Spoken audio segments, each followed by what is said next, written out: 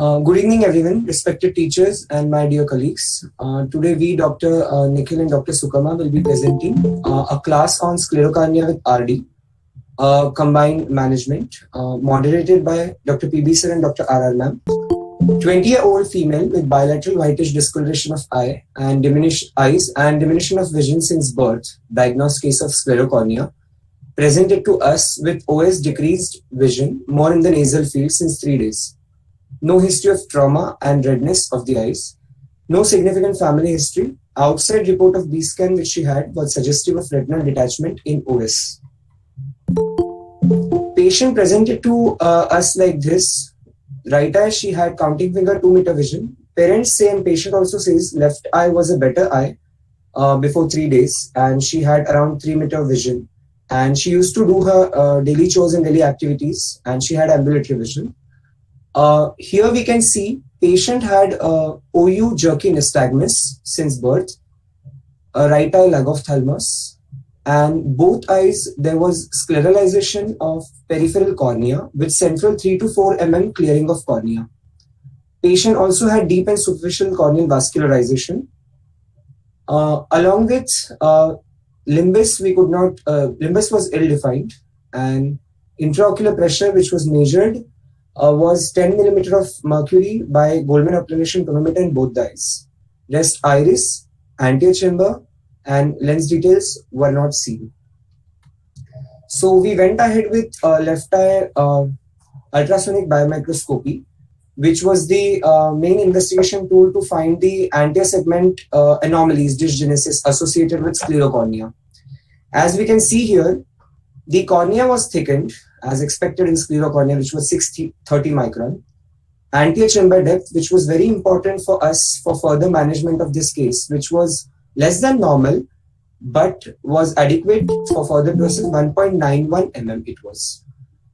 We could see in the radial view, there were pars present in 2 clock hours at 2 places, along with intact anterior capsule, posterior capsule, and zonules were intact too. No lens abnormalities were seen, and no angle abnormalities apart from this pass were seen.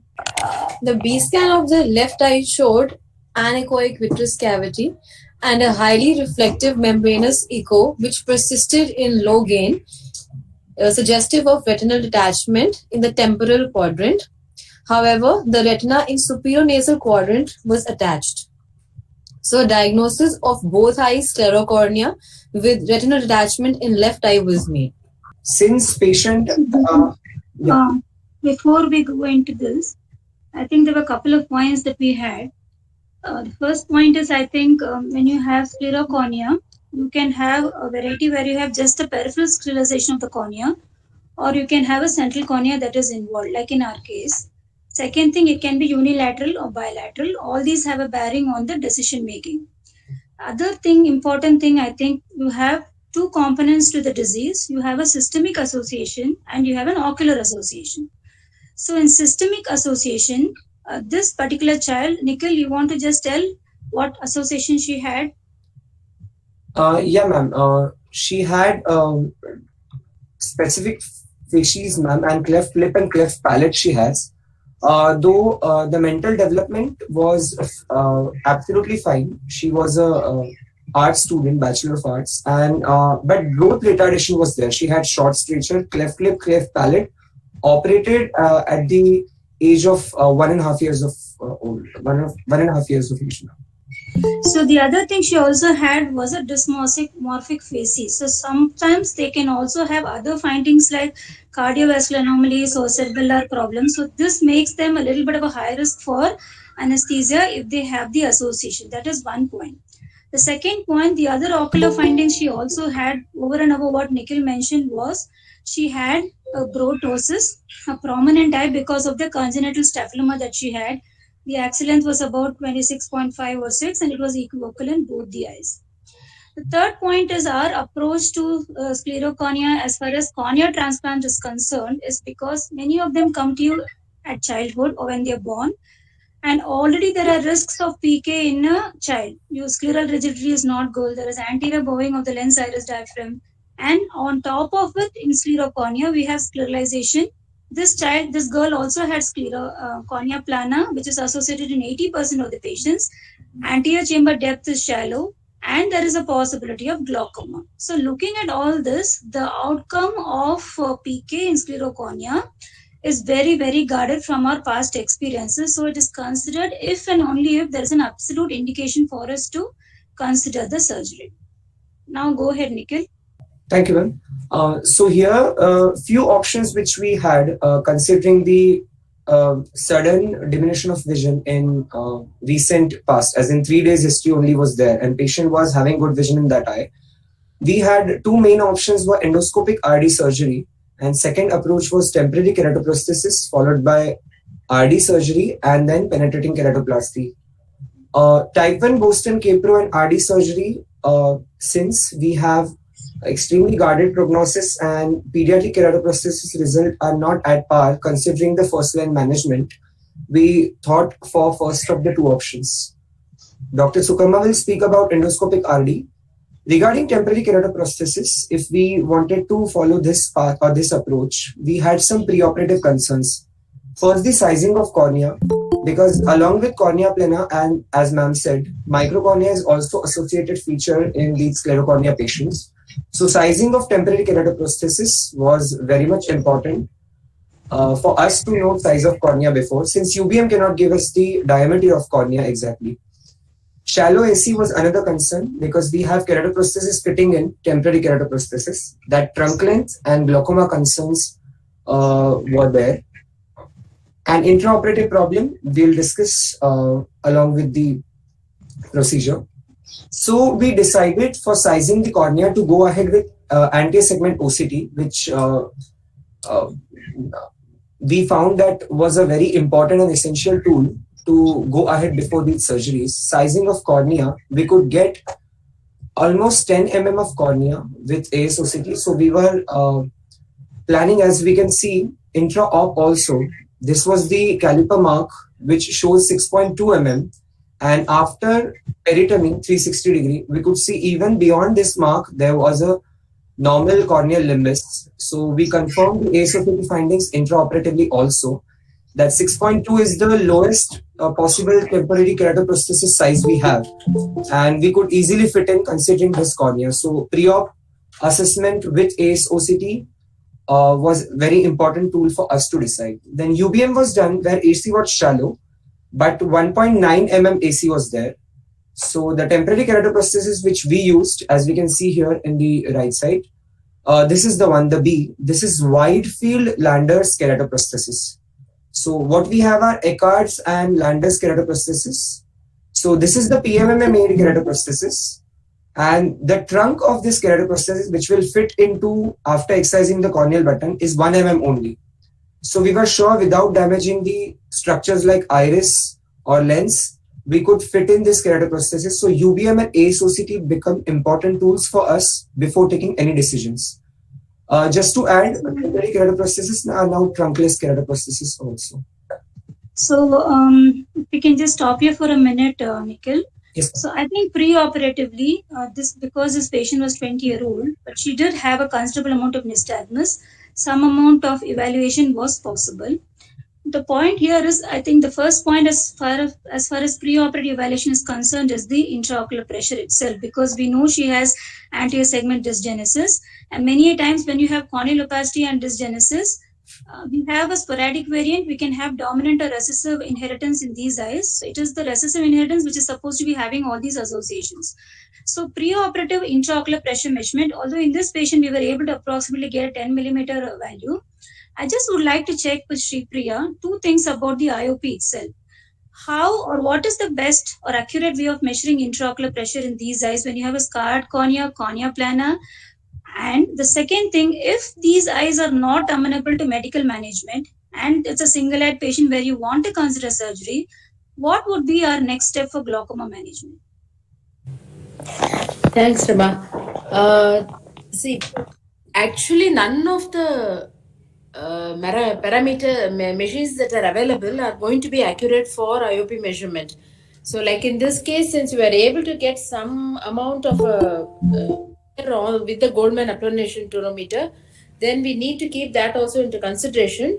But considering the fact that it's a cornea plana, the 3.02 millimeter that we are talking about may not be accurate. So a tono pen will be a better option, because if you have some smaller area of clear cornea, then it's going to give us a better measurement, and it's also independent of the corneal thickness. Many of these eyes with sclerocornea, congenital colobomas and all have much thicker than average corneal CCT. So a tonopen actually, because in SN it's multiple usage, I think the tonopen measurements are a little less accurate. We get all sorts of erratic values, but theoretically speaking, a well-maintained tonopen is going to give us much more accurate measurement than the Goldman tonometer. But it should never be one single value that is used. A combination of applanation plus a tonometer along with your finger tension will be a ideal one, because we really don't know where the limbus ends and where the scleral tissue actually starts. So a combination of these three can be taken to decide your clinical judgment. And coming to surgical management of the intraocular pressure, as far as possible, try medically, but many of them are also associated with angle anomalies per se, or like it was in this case, peripheral anterior synechiae that may be preventing the aqueous from reaching the angle. So in that case, we'll have to think of a surgical intervention. If you are going to do a corneal penetrating keratoplasty, then tube implant will be the better option, especially if you can place it in the pars plana along with the retinal surgery. Otherwise, especially in unilateral cases where you think of a poor prognosis, or if it's a very small child where you do not know which eye is going to be the better eye and there is no other intervention, you have just done an examination, then the option is a diode cyclophotocoagulation. In these eyes, again, like the ASOCT showed, the actual limbus is much, anterior chamber is much wider than the limbus to limbus measurement by the caliper. The better way to do a diode cyclophotocoagulation will be with the use of a light pipe. So when we place a light pipe, we will be able to get a sclerotic scatter, and so we will know where exactly the ciliary body is located. So based on that, we should apply the cyclophotocoagulation rather than use the limbus that we see to apply the cyclophotocoagulation. And because these eyes have a tendency for RD and spontaneously develop RD, better to keep it as a limited, say 10 to 12 shots per visit rather than do excessive cyclophotocoagulation, because in case excessive inflammation sets in, it can cause a cyclitic membrane and a retinal detachment. Okay. That's Thank you. the answer. So, I think Shanta also added that eye care also can be used. And we have eye care, Chetan, not on our floor, but we have eye care. So, okay. yeah, So moving on. So can you go ahead? Yes, ma'am. Yeah, so moving on, I think a couple of points that Nikhil already highlighted. Because microcornea can be an association, we were really not sure how to find out whether we are having microcornea or not in this eye. So when we did the ASOCT, it gave us a fair idea. The second thing is, because these eyes are already scleralized, about the sizing of the keratoprocesses, because when you see Landers, the height of the keratoprocess he already mentioned, it's about 1 millimeter. So anyway, when you're combining with the VR surgery, in all possibility the lens is going to be sacrificed, then you get a deeper chamber. That's not a big concern. But the point is, I think between 6.2, 9.2 and 8.2 Landers that we have, I prefer the Landers. I have very limited experience with the silicone processes. So I think when you have a scleralized cornea, you have a vascularized bed, I would rather prefer to use the smallest diameter of the keratoprocesses, so that the possibility of, as it is, we have to deal with problems of melt and LSCD. So the possibility of these are slightly minimized. The third point I would like to highlight is that when you have associated cornea plana, the curvature is terribly flat. So when you fit the processes, there can be, and these corneas are also known to be thin. Many times in sclerocornea, you don't have the Bowman's layer, and Descemet's membrane is also absent, and there are endothelial abnormalities. So sometimes when you take the bite through the Landers into a thin cornea, it might become a full thickness bite. We have to keep this in mind, that we are dealing with thinner corneas than normal. and also because there's a mismatch between the structure of the donor cornea and that of the cornea plana of the peripheral cornea. Suturing also can be a little tricky in these eyes. So the other option that we have for such cases is the endoscopic vitrectomy, which enables. Just Sukarma, sorry to interrupt. Just before we start, so looking at this Ardil's corneal issue, what Rama and Nikhil rightly address. So what we thought, and because we were not sure initially whether corneal diameter is adequate enough for our temporary keratoprosthesis, we thought why not to try first endoscopic vitrectomy, because we have a machine available. Let us try. If that works out, probably, and we can settle the retina with that, we can have a cornea issue we can address later on. And that's the reason then endoscopy came into play, because we know that ultrasound showed that RD is there. And history was so clear, though vision was less, but patient was very particular, very smart girl, that the last 3 days only vision is gone down, and before that she could manage her day-to-day activity. So obviously we knew that whoever has an ultrasound is absolutely right, and definitely there is underlying detachment and we have to go in. Yeah, please go ahead now, Sukarma. So if I can add one point here, I think we also, considering that there was a possibility of microcornea, before we understood the corneal diameter of the OCT, we were trying to see if there's any other processes available with a smaller diameter, but we couldn't find any less than the Landers, which is 6.2 millimeters. Yeah, we tried to contact even local vendor, got through even people, those are manufacturer, producer, this cornea, like a temporary keratoprosthesis. We specifically asked for whether they can custom made, and we delayed the surgery basically almost a couple of weeks because of that. So unfortunately, we could not get, so we did not have any choice but to try this. Yes, please. Sorry, go ahead. Yes, sir. So endoscopic vitrectomy enables more timely vitrectomy in the context of anterior segment opacities, providing additional time for potential corneal recovery, avoiding temporary keratoprosthesis and a subsequent PK altogether.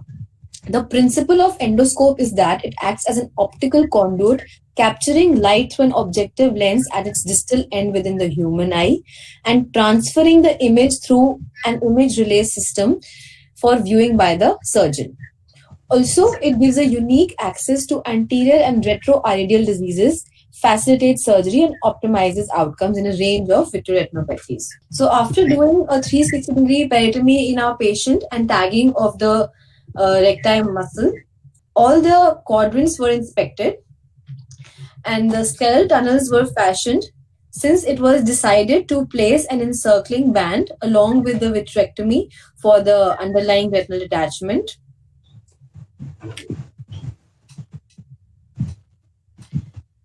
23 gauge sclerotomies were made at 3.5 mm from the limbus.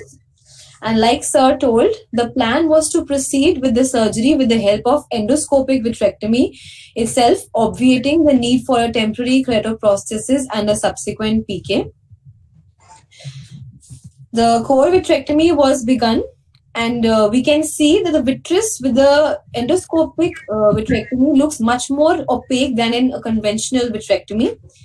The endoscopes available are 19 gauge, 20 gauge and 23 gauge. But here in SN, we have the 19 and the 23 gauge. Here we are using the 23 gauge, which fits through the standard MIBS micro cannulas. They are trifunctional, incorporating illumination viewing through the imaging fibers and the laser. So what is the basic difference between the endoscopic vitrectomy and the conventional? It is that endoscope gives a unique intraoperative view that is up to 90 degrees of the conventional axis of the microscope-based systems. And the surgeon's perspective stems from the point at which intraoperative view is captured, that is at the tip of the endoscope, versus over the top of patient's cornea with an operating microscope. So this is equivalent to a side-on view versus a top-down or a bird's eye perspective. We can see that the view of the retinal detachment was there and the retinal break was very well visualized. But the image of the image quality on the screen was not very good. And the field of view was small. So there was likelihood of missing any other pathology.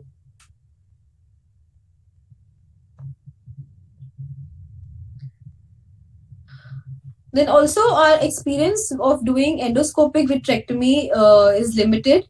And since enough cornea was available for temporary keratoprosthesis, we decided to go ahead with doing vitrectomy with Landers K-Pro. 6.2 mm, 6 mm was marked, and then that host corneal button was excised to fit in the 6.2, which is the smallest available temporary keratoprosthesis. Landers keratoprosthesis, PMMA made.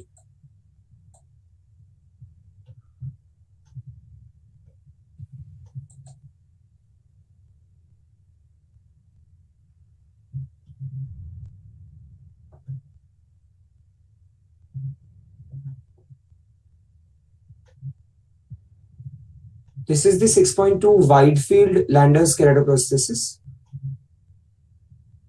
which was sutured on host bed with 60 Vicryl sutures.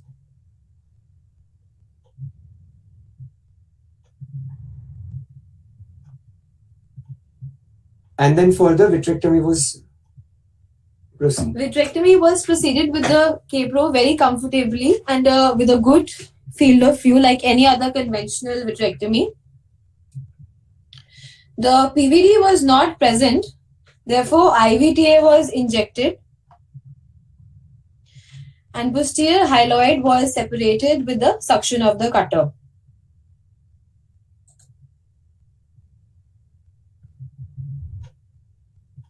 So after completely inducing the PVD, the vitrectomy was completed.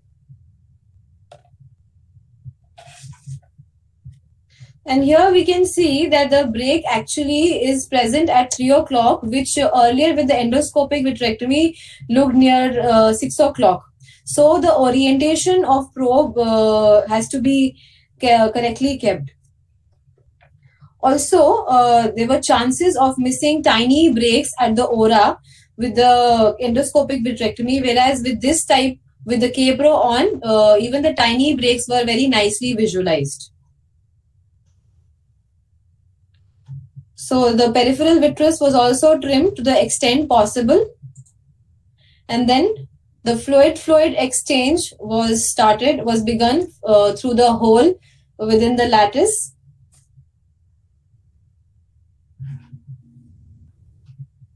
Finally, the fluid air exchange was done. After which the retina settled well and the endolaser was done around the breaks and all 360 degrees, and the silicone oil was injected. So after that, the donor graft was put with the 16 interrupted sutures, and finally, after the graft was in place, the infusion cannula was taken out. After the and before the closing the conjunctiva, the amniotic membrane was sutured. This is how the cornea looked on the day 5, and the ultrasound showed attached retina on the post-operative day 5. As post-operative challenges were also there with these grafts getting rejected and graft-related problems were there, along with the total limbal stem cell deficiency, which could lead into persistent epithelial defect. On glass appointment, as in on 1 month follow-up, patient came to us presented with persistent epithelial defect inferiorly on the donor cornea. When epithelium was scraped and amniotic membrane was glued over it, along with later again the defect remained. So we did glue and BCL, and temporary tarsorrhaphy was done. Synovial glue was put and BCL was put and temporary tarsorrhaphy was done. So then epithelial defect healed and patient is still in our follow-up. So essentially, I think a limbal stem cell deficiency is an expected complication in these eyes. So we did put amniotic membrane primarily. The surface was moist. There was no other surface problems, but it was a large eye, like I said. She had a congenital staphyloма. So probably there was a bit of lag of Thelmo. So the second time when she presented with the PED, apart from debriding the unhealthy epithelium and doing an amniotic, we also did a tarsorrhaphy. Subsequently, with patient has been under care, she is so far stable. I have a question, sir. So in these eyes, I have another suggestion. First of all, I think even if we had microcornea and we had a diameter of 5 millimeters, I think one remote possibility is probably to put a donor cornea and do the surgery if the visualization permits for as long as the RD surgery continues, which I think was not necessary in this case. The other question I have is that these eyes are supposed to have slightly larger, wider limbal zones. So the how easy it is to actually place the sclerotomy, sir? Okay. So to answer first question, donor cornea, yes, that is a one option, and that's a probably easiest option. Only issue is while passing suture, prolonged surgery duration, we had a situation where cornea started becoming hazy. And there was, at least I remember one stage, one of this case, halfway through cornea was so hazy that we could not proceed with surgery. We had to change with another graft. That surgery post trauma lasted almost 3 hours, 3.5 hours. I think Dr. PP was there with me late evening. And see, that's the practical difficulty. But advantage with having a temporary keratoprosthesis, it is act like a regular cornea. Clarity is excellent, and also anterior curvature is more or less flatter size. So sometimes even without having your visualization system and contact lens system, you will be able to see inside the eye quite well. Of course, added on anti-wide angle visualization system gives excellent peripheral view, so our job become much easier. But without even visualization system, you still can. It's more like a flatter cornea you're dealing with. So just like a neutralizing the corneal diffraction, because posterior surface of the prosthesis is already flat. Anterior surface is subtle convexity that gives in fact magnification as well. So as far as second question is concerned, sometimes if you have a doubt, then what Sri Priya also suggested is we can have a transillumination and decide where to make sclerotomy. What you rightly mentioned, sometimes particularly these eyes and even typically coloboma eyes, though we see it's a microcornea, but actually ora pars plana can be even at a normal place. So sometimes, in fact, you have to make the sclerotomy much posterior than just conventional. We talk about 2 millimeter, 2.5 millimeter, or 3 millimeter from the limbus. That's why transformation will be helpful in those situations. And the other question I have for Geeta is, when you have a congenital corneal opacity, maybe sclerocornea or any other condition, single-eyed patient with other anterior segment issues, glaucoma, what is the role of? There are anecdotal reports of primary keratoprosthesis, but they don't give a good prognosis for these eyes. So, what is our experience in this? So basically, when we are talking about a pediatric keratoprosthesis, we are talking about a situation where the patient's age is within the first 5 years, because that is when you are most worried about the onset of amblyopia and the patient continuing to remain amblyopic. So this particular patient would probably not fall under the category of pediatric keratoprosthesis, but for sclerocornea, in our experience of 6 papers that we have done for pediatric group of patients, we have had 2 patients with sclerocornea, and both of them are retaining their Kpro till date over more than 5 year follow-up. I think Shikha has also been a part of managing the glaucoma in these eyes. Overall, apart from the anecdotal reports which are there on pediatric keratoprosthesis, the general consensus among the keratoprosthesis fraternity at this point in time is to not actively pursue pediatric kpros because of the significant complications that are associated in this age group. And since we are probably the only active group of keratoprosthesis which currently have surviving cases in the pediatric population, in fact, I was called to give an invited talk in the ACRS during the cornea thing on during the cornea subspecialty day on pediatric capros to do or not to do. And the general consensus now is that we don't recommend actively pediatric keratoprosthesis, not just for sclerocornea, but for other indications also because of the significant complications unless the surgeon and the parents understand pretty well as to what it is that they're looking into. So that is one aspect as far as the KPRO decision making for keratoprosthesis is concerned in these eyes. Okay, thank you.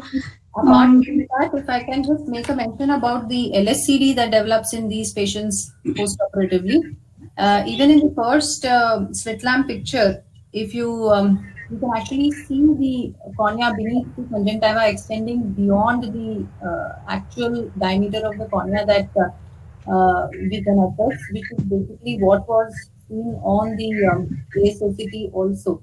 And what we have now started doing in these patients of sclerocornea is a limbal sparing penetrating keratoplasty, where the peritomy is done in such a way that you actually reflect the flaps from within the cornea.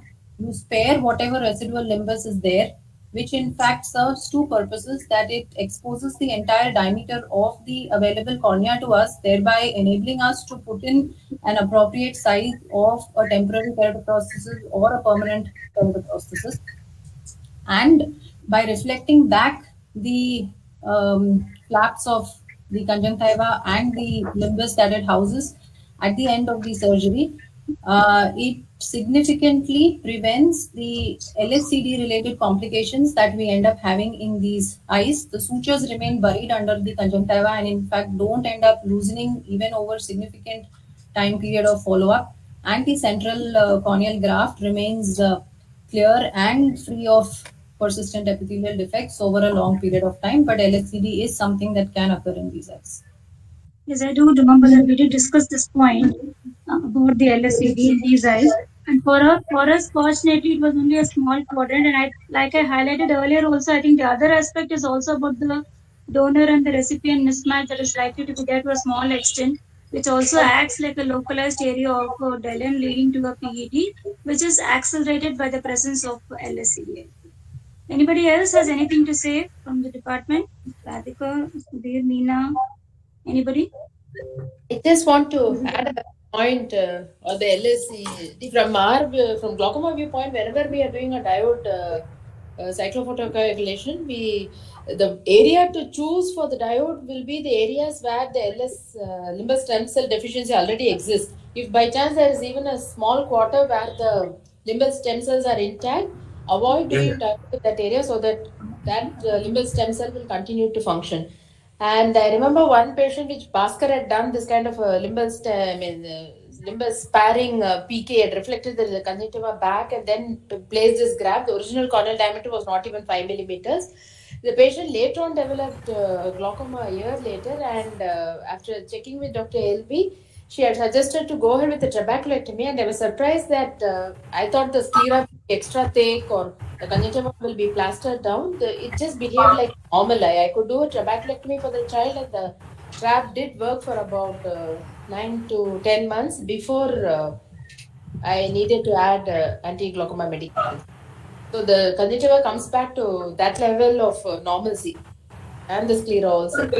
Yeah, in fact, usually the corneal, there is no significant corneal thinning or even changes as far as the thickness is concerned in these eyes. And when you get that flap back on the surface, it significantly prevents the complications that you normally see in these eyes.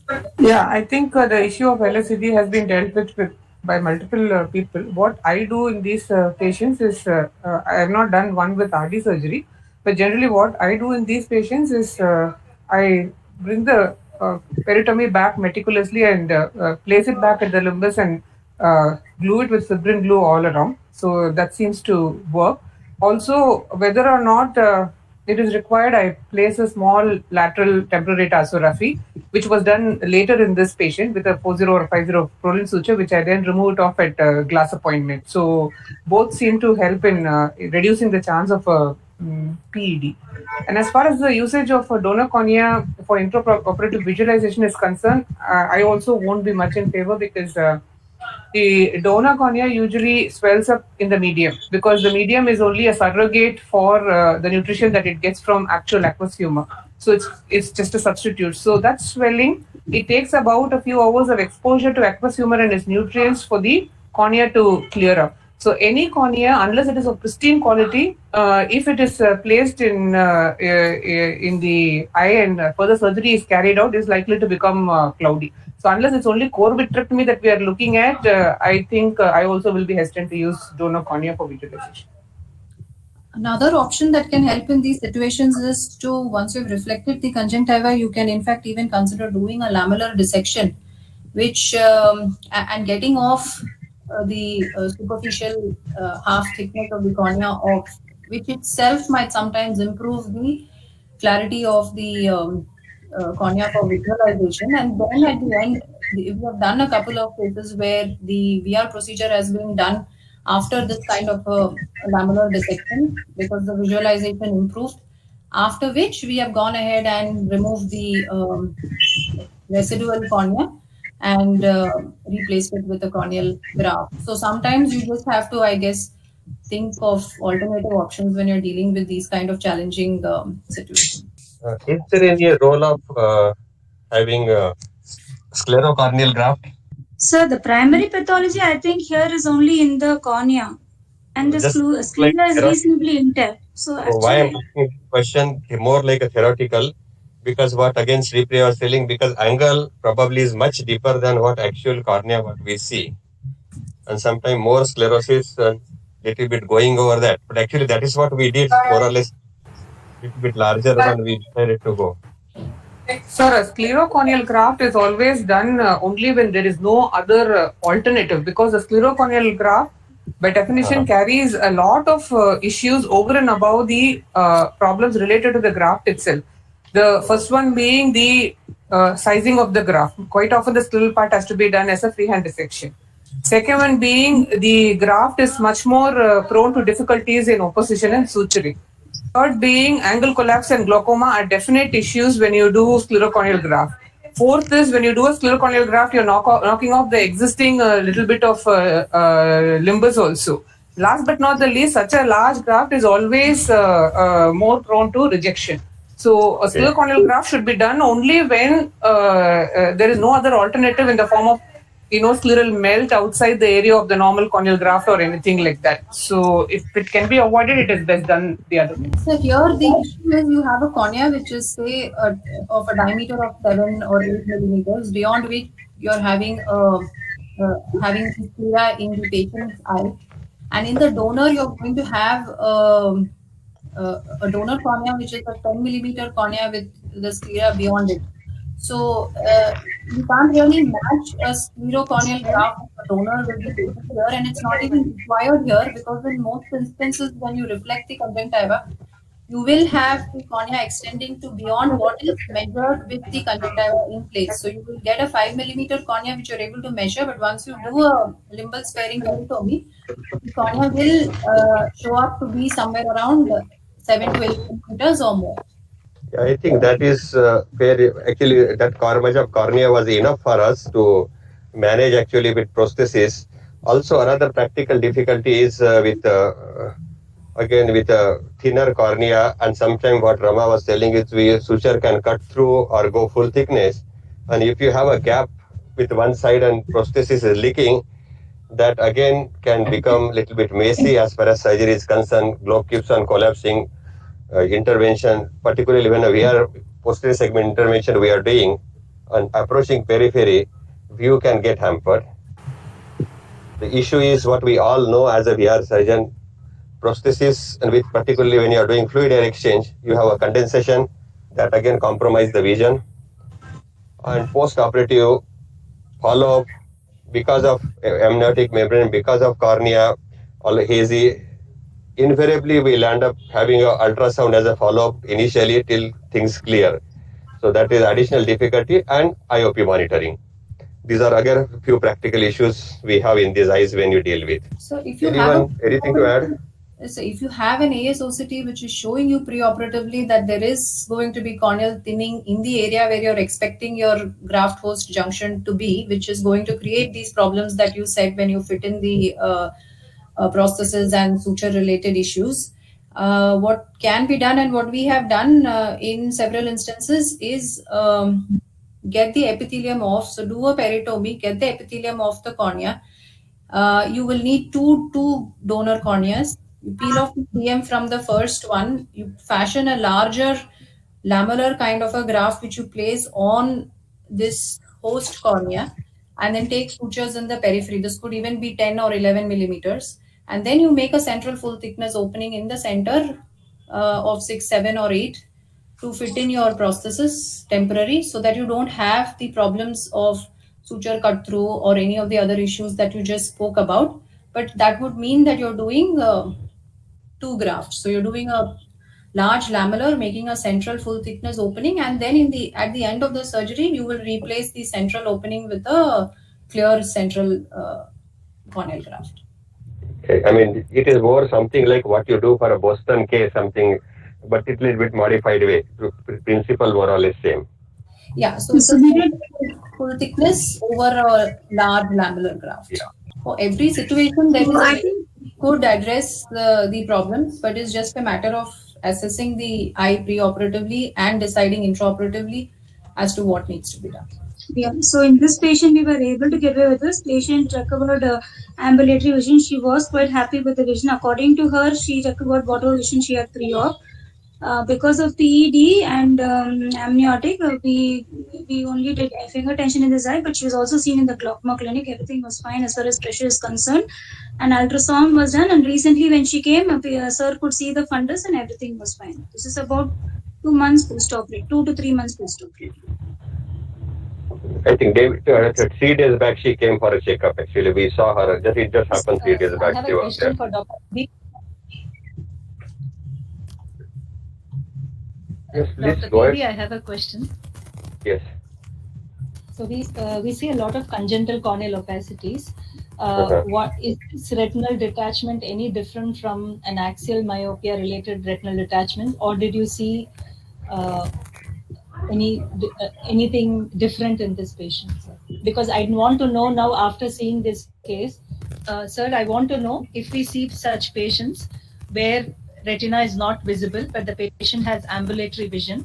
I want to know from your experience how often this can happen. Is this axial myopia related retinal detachment, or is this some kind of congenital related? Well, it was not axial myopia related. In fact, I was a little bit smaller, or more or less axial length was near normal. 26, I this is like thought. yeah, okay. So this is again, you get typically these are when we saw inside, she has a lattices, she has a few atrophic holes, no horseshoe tear, and that's why posterior halar detachment also was not there. This is a typical pediatric detachment, a component of multiple lattices and atrophic holes in the lattices.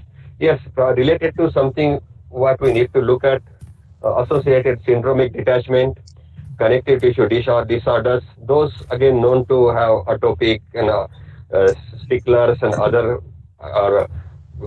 systemic disorders. We need to look into it. We'll have to actually wanted to have her parents and her to go through genetic analysis, particularly have a cleft palate, corneal involvement, detachment and other issues. I think we need to get her thorough evaluation done and try to put in whether she fits in another syndrome or something. Sir, do you think there is a role for retention sutures to keep the oil back? We had a couple of cases earlier that Pukhraj had placed these Personally, push the oil back and prevent it from touching the endothelium. Personally, I don't believe in that. No, Okay. because see, oil or any liquid, Okay. it will fill the space whenever it is available. Okay. So it will remain back only if you have enough aqueous secretion. See, if there is no aqueous secretion, eventually whatever you do, oil will find its way to fill those places. It's a property of fluid liquid. They Yes. will fill it up. And that is what we have. Initially we think, but it doesn't work. So that would probably be with the hypotonic eyes, but in So an very eye long term situation, which is probably working out few cases. Maybe because there was some, if you have Yes. adequate aqueous secretion and if you No, have sir, a barrier, we couldn't hear you.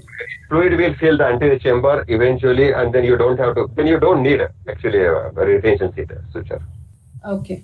Wasn't was a follow-up ASOC done to see if there was actually a formed antechamber? Since the graph looks a little hazy enough to, or maybe we could assess the antechamber. I think, yeah, because graft edema was there. And no oil graft endothelial patches seen. It was difficult to make out whether graft and oil touch. We didn't do ASOC at post-op. Maybe next visit we will try. That's a good idea. Probably we miss, I would say. Maybe next visit I'll keep in mind when she comes back for follow-up. So let us see whether that will help us out. Because iris diaphragm, as you see, it was there. Actually, we thought it may not be, but when we remove the corneal button, there was iris there. Right. And also, sir, in these eyes, it's in the immediate post-operative period when the cornea is relatively clear that we need to assess what the visual recovery is, if we can. Because in case this becomes a patient who comes back later for permanent keratoprosthesis, then we need to have some idea about the visual potential that there is in the eye. The only issue is if macula is detached. So on table, even if we settle down, as we know is regenerations and settling down, and somewhere we need 6 to 8 weeks for things to, vision to stabilize. And not only that, it is shown over a period of time, we realize with the past experience and there is enough literature, suppose vision keeps on improving over almost 6 months to 9 months, up to 1 year. Of course, maximum is within 2 months, but up to 1 year, vision keeps on improving, provided retina remains attached. And add to, of course, intraocular pressure, whether optic nerve damage because of if there is IOP is not under control, those factors will come into play. But assuming everything is in control, vision keeps on improving. So if vision is good at through 3-4 weeks, and if a retina remains like that with all parameters under control, we assume that definitely they'll have a good potential. Yes, sir, because here we are worried that the cornea will start decompensating by early, where we will not be able to give that much time for the retina to show its effect over 6 to 9 months. If the cornea starts decompensating, then we will not have an idea as to what the best visual improvement was. So somewhere around a month is probably the time when we need to know, at least subjectively, if the patient has an improvement in vision.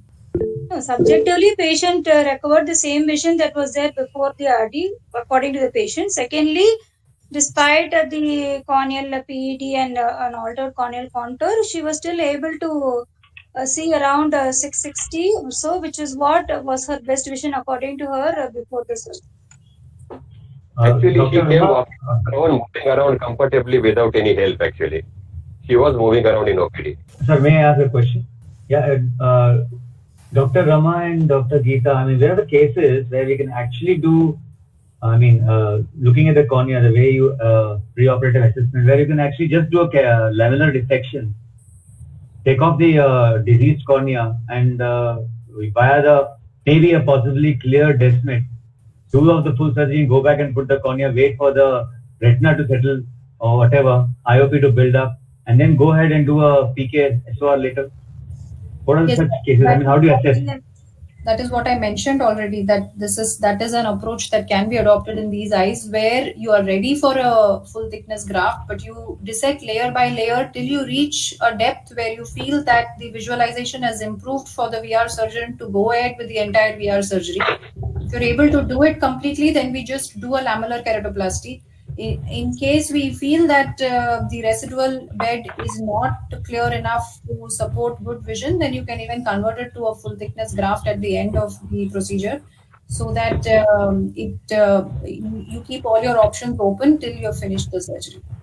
But I think question, Chetan, can I interrupt? I think the question that you asked was whether we can defer the graft itself, like we clear the medium, do the VR surgery, see if the retina survives, and then go back and do a corneal transplant later. Was that your question? Yeah. I mean, later on when we say that the cornea is, we are ready to do an SOR, at that time corneal transplant. So anecdotally, even autocorneal grafts, we don't have to really do a lamellar keratoplasty to do that. Anecdotally, we have done even autocorneal grafts in this situation where we've removed the patient's cornea.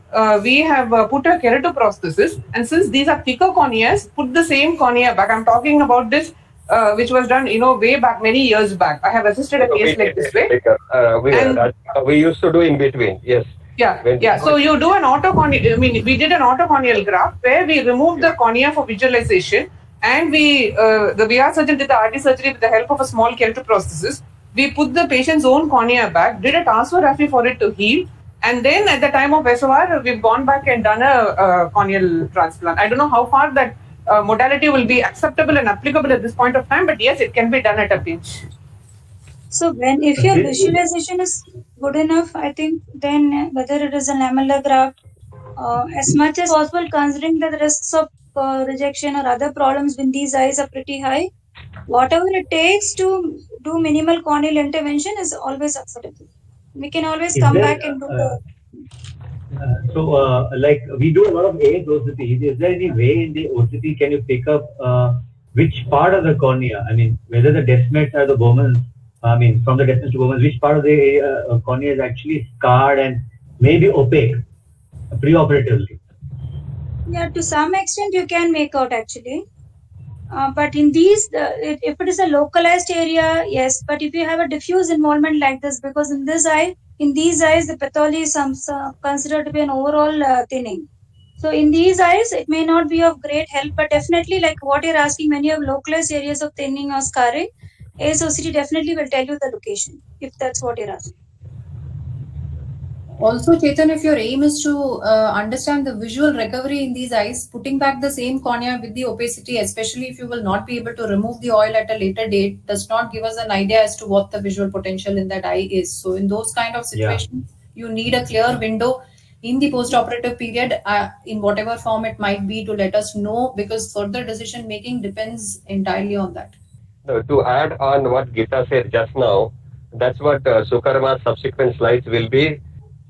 I would also ask the glaucoma surgeons at how much do you actually depend on the IOP measurements versus actually looking at the disc to treat the glaucoma in these cases? I mean, since the instruments are not reliable, the measurements. I think it's a combination of all rather than one single thing. And if it's a child, you're going to preoperatively, you're going to concentrate more on the limbal stretch that you see on table, because even through the sclerocorneal conjunctivalization, you can see that the limbus is stretched out, and you will base it on that. So combination of corneal diameter, axial length, limbal stretch, all that just like any other child, and you'll definitely the disc, if you are able to see, is going to play a major role. That's why we always make a mention that disc healthy is the wrong term to use, especially in pediatric eyes. It is better we call it a 0.1 or a 0.2 cup, because if it's a small baby, then even more than 0.3 is going to be significant, and a 0.1 becoming 0.3 also becomes very significant in a child, rather than, that's why when we do an EUA. In this particular patient, I think since the patient was fine and ambulant 3 or 4 days prior to the incident, prognostication of vision should not be very much of an intraoperative issue. We know for sure that she had good vision. May I just add one point to what Dr. Chetan had asked about the auto replacement of the same eye cornea? So go ahead. Yeah, so when we do a corneal transplant, we consciously increase the donor size by 0.5 millimeter. That is because the elastic cornea should snugly fit into the gap created. If you are planning to go for an auto replacement, especially in the scarred cornea, the snug fit may not be possible always. So that can lead on to leaks and other things. So that is also not a good idea to do it. And Nivedita, shall I add one thing to this? It is never the ideal thing to put the same cornea back. Like I said, it was anecdotal. But just because you made that point, let me also say that when you do a normal corneal graft, the graft on the host and the donor are trephined on opposite side. One is epithelial down and one is endothelium down. But here you're trephining an epithelium down graft and you're placing the graft in the back in the same position. So if you take tight enough sutures, you may still be able to circumvent the problem of malapposition because the wedge of the cut is maintained. Agreed. But when you have a corneal scar, things are not going to be the same. That is also a point to be noted. So we'll go ahead with just whatever left our presentation, few about endoscopic things Karma can add on, advantages, with particularly what Geeta was telling, post-operative evaluation also. That's what I think our concluding slide. And also we'll have input from our VR colleagues as well, if anybody would like to add on. Yes, sir. So, like discussed earlier, the endoscopic vitrectomy gives a unique intraoperative view up to 90 degrees of the conventional axis of microscope-based system, that is the side-on view, as compared to the conventional viewing, that is the top-down and bird's eye view through the patient's cornea. And it is clearly depicted in the diagram. The clinical applications of endoscopic vitrectomy are, first of all, in trauma, to bypass anterior segment opacities that are sufficiently dense to preclude adequate visualization using conventional viewing systems, and we cannot delay the surgery. So, for example, in dense corneal stromal edema, corneal scarring, 8-ball hyphema, or endothelial or stromal blood staining. And a recent comparative study supported use of endoscopy in favor of temporary keratoprosthesis in context of severe ocular trauma, since time to surgery was shorter with endoscopy, with decreased likelihood to progression to RD. Other is the difficult to access and visualize diseases in where the pathology is in the ciliary sulcus, ciliary body, or in the posterior surface of iris. For example, the pars plana membranes causing ciliary body detachment. Or there can be vitreous incarceration near the internal lip of the sclerotomy. The other indication which is described is the subretinal area to excise clinically relevant PVR bands, which can be directly accessed from a remote and relatively small retinotomy. Then there is endoscopic cyclophotocoagulation, which is a well-known application for directly ablating ciliary processes as a means for reducing IOP. Next is the post-traumatic endophthalmitis. Indication for endoscopic assisted vitrectomy are due to poor visualization in the setting of hazy cornea, as well as a hypopyon and extensive fibrin formation. It has also been described in literature that it can be used for pediatric cases, for the pediatric glaucoma, persistent fetal vasculature, TRD in ROP, and familial FEVR. The last indication is also the diagnostic endoscopy, which can help us in knowing the status of the optic nerve and the retina before we plan any surgical intervention like a penetrating keratoplasty. So the advantages of endoscopic vitrectomy are that it can obviate the need for concurrent lensectomy or a PK when these are performed for the sake of surgical visualization. The illumination and viewing are coaxial with endoscopy, as the same endoscope tip is the point at which both light emission and capture of light reflecting of ocular tissues occurs. Anterior pathology can thus be addressed in its native anatomical configuration without deep scleral indentation, and high magnification of the endoscope permits careful dissection of the membranes that to some degree compensates for the lack of stereopsis in currently available endoscope models. But obviously there are a lot of limitations of using endoscope vitrectomy, it has a long learning curve. Staying oriented within the surgical field is one of the main challenges when learning endoscopy. Then there is lack of stereopsis. The surgeon must be able to use non-stereoscopic visual cues such as the magnification of an object to determine its proximity to the probe, as well as use the shadows and reflected light to determine which angle the point of interest is being approached at. Then we need regular illumination and focus adjustment to prevent overexposure and image whiteout. The optimal amount of light required is dependent upon the distance between the point of interest and the endoscope. So even no doubt we can bypass the anterior segment opacities and abnormalities during the intra-op period. However, the post-op examination of the posterior segment in these cases is limited.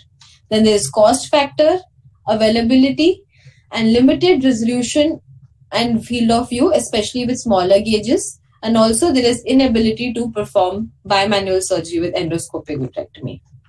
Thank you.